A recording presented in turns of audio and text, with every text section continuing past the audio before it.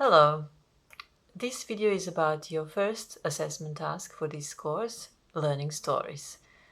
This task is building on your previous one where you submitted 3 observations, and now we are moving on to a specific method called Learning Stories. I hope you did really well with your previous one, and I hope that you will enjoy expanding your knowledge and skills by focusing on this wonderful and really suitable to early childhood method for and of learning assessment of children's learning. Naturally, we will explore multifaceted aspects of learning stories during our workshops, but I thought I'll give you just a few tips just to give you a little bit of more support with conducting this task.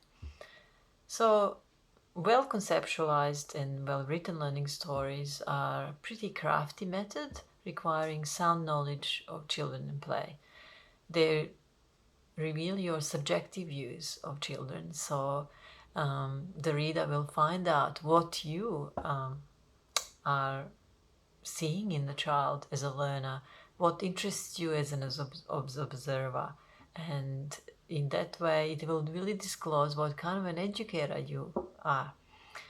When using this approach, it does help if you're a perceptive and eloquent person and a writer, especially if you are not illustrating your stories with images or digital media. So when they really rely on the written expression. This approach also invites you to carefully think how you would further the child's learning, and in a way, a learning story should really spark and enhance the child's learning. So from teaching this particular cohort for many, many years, I'm aware that some of you might speak many languages, and English might be just one of those. And you might find that English might not be the strongest language you have a command of at this stage. But just always remember that speaking or knowing other languages is a real asset. So think of that as a positive rather than a deficit, because you can always use, as I said, visual images to complement the data you are showcasing. But also, I know that sometimes when I'm writing, if I cannot think of an English word, I would use other languages to write the terms and perhaps then refine them in English if needed later on. So hopefully this will not be a barrier for you, but I know that sometimes students have a bit of a difficulty, not only if English isn't their mother tongue, but also if they come from a very different professional and educational background. So they might be really articulate and eloquent in those professions in their previous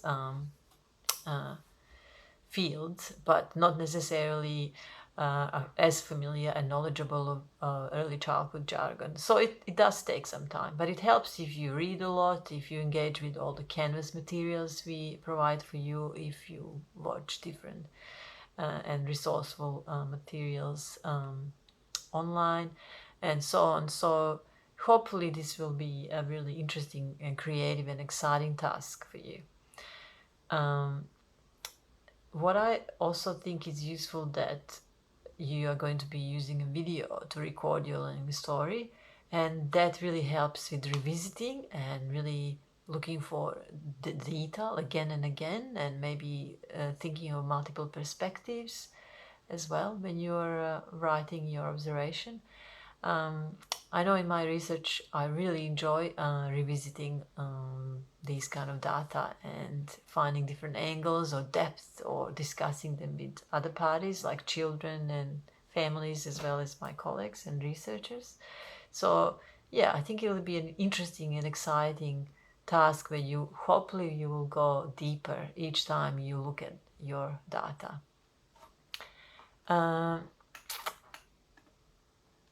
Another tip I will give you is that it's helpful to start building your vocabulary around early childhood pedagogy, kind of like a glossary, and really look for terms that really describe children in their wonderful ways, and start, noting these down. We'll obviously we'll do some of these in class as well, but I just think it's something that is really necessary in order to write effectively, especially for learning stories.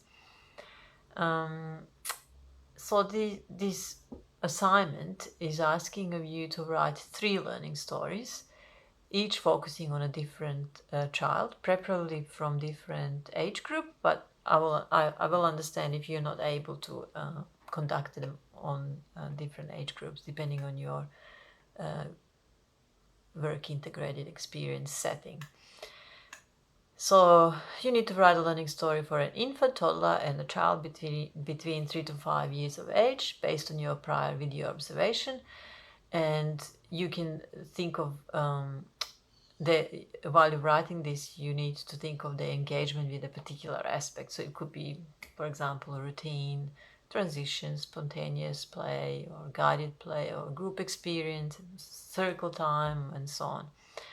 And we would like you to think how you can, by doing this learning story, demonstrate your pedagogical understanding of the valued learning that is evident. There is a section in the learning story after the narrative is analyzed. It's called what next, and that's where you really need to think carefully what might be offered as a result of your interpretation and analysis of learning.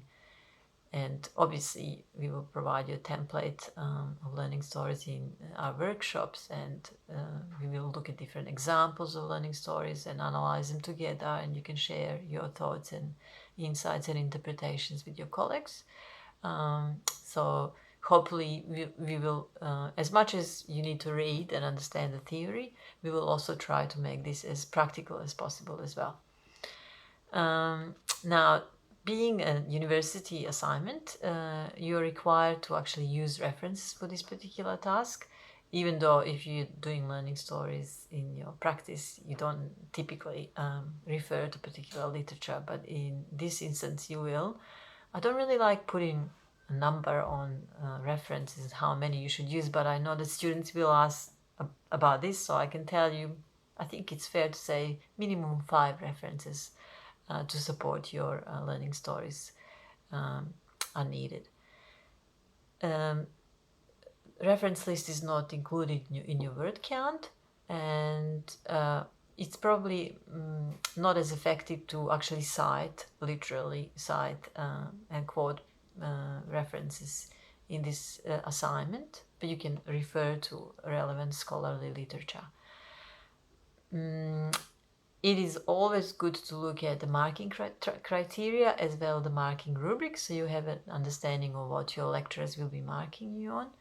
And if you have any questions or you're unsure of things and you want to clarify them, you can do that in person in our class. You can do that via discussion board on Canvas, where your colleagues also might have similar questions, so you can exchange your thoughts on that board, but also lecturers will be keeping an eye on that discussion board and will be replying if anything new comes up and that needs to be clarified. So I'm very excited for you. I know for some of you it might be very challenging to do this task, but I think you will feel accomplished when you actually develop those 3 learning stories, and when you read about those children and look at them in a video and think of the events that took place. You will probably feel proud that you were able to capture those moments and to actually do something about them through thinking what will be the most effective way to actually take their learning further and make their lives even more exciting. So bye for now, and I wish you good luck.